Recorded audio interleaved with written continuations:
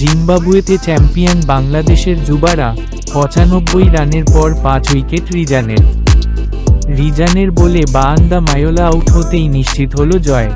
উইকেটরক্ষক মোহাম্মদ আবদুল্লাহ ছুটলেন রিজানের দিকে, সেঞ্চুরি হারানোর আক্ষেপে পোড়া রিজা নিজে জয়ের নায়ক।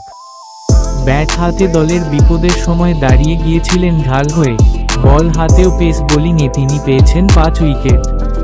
তাতে জিম্বাবুয়ে ত্রিদেশীয় সিরিজের ফাইনালে দক্ষিণ আফ্রিকা অনূর্ধ্ব-১৯ দলকে ৩৩ রানে হারিয়ে বাংলাদেশ অনূর্ধ্ব-১৯ দল হয়েছে চ্যাম্পিয়ন।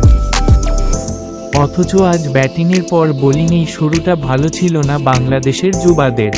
হারারেতে টস হেরে আগে ব্যাট করতে নেমে ৬৫ রানেই ৩ উইকেট হারিয়ে চাপে পড়ে বাংলাদেশ। কালাম সিদ্দিকীর সঙ্গী হয়ে দলের